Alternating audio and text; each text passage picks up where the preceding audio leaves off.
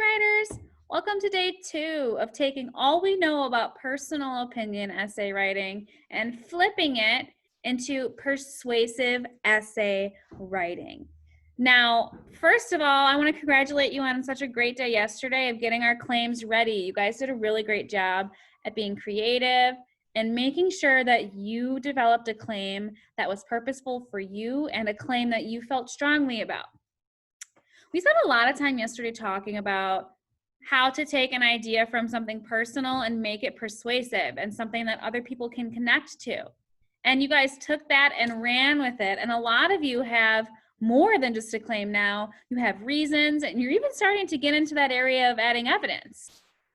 A lot of you yesterday paused and asked me, like, Ms. Crenshaw, what do I do next? What do I do that's different than personal essays? And when you asked me those questions, I noticed that a lot of you were asking because you made a connection between personal and persuasive. And you realized even though these are two different things, they're very similar in a way also. So we're going to take some time today and really analyze what makes personal and persuasive essays similar. It's so much easier to look at the similarities in this genre of writing rather than differences, because they really are the same. They have similar structures. You already know how to kind of write an essay like this. It's just about making sure that you are creating an idea that could be debated, disagreed with, argued, and you're backing that up with facts, going beyond personal experiences and getting some true information into your work. So we're going to take some time today to think about what a persuasive essay looks like by looking at a sample draft. So I want you to imagine everyone in the world looking exactly the same. If we were to be at a school that requires uniforms, that's kind of what you would see. So let's take a look at this essay that starts similar that will kind of help us figure out what that persuasive piece would look like. So this is called No Uniforms. So imagine everyone in the world looking exactly the same. Well, if you go to a school with school uniforms, that's what you see. School uniforms are terrible. School uniforms are terrible because they make everyone look the same, they are expensive, and they do not allow you to express yourself. Everyone should try to stop school uniforms and get schools back to letting kids wear their own clothes.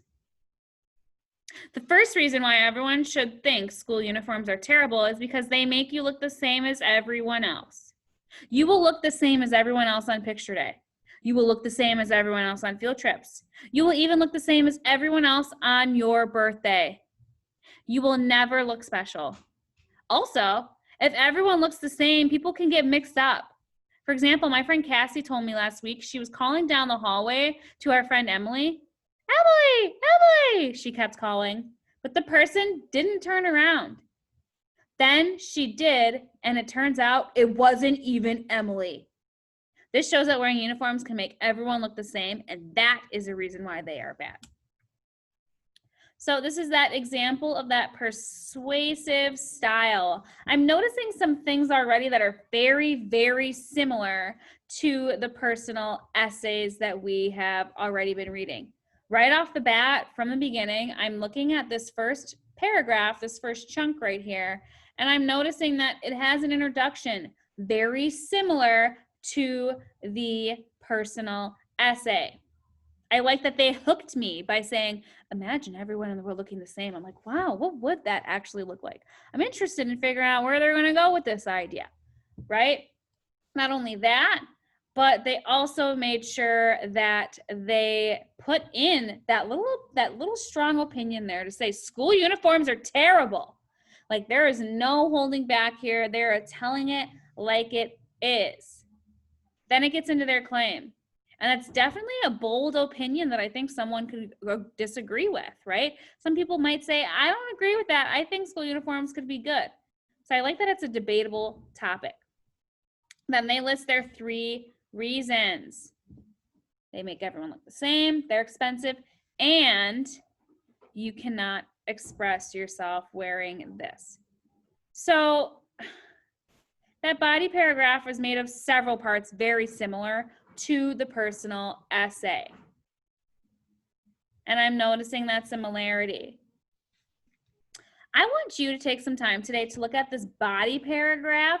You're going to go into Canvas and see an assignment on no uniforms. And I want you to just jot in the discussion, click reply, and note some of the things in this body paragraph where it's stating the first reason that you're noticing are similar to the personal essay. What are some of those structural or organizational pieces, right? Because we're noticing that on our draft that we've been working on, we're using boxes and bullets still, and it's set up very similar, right?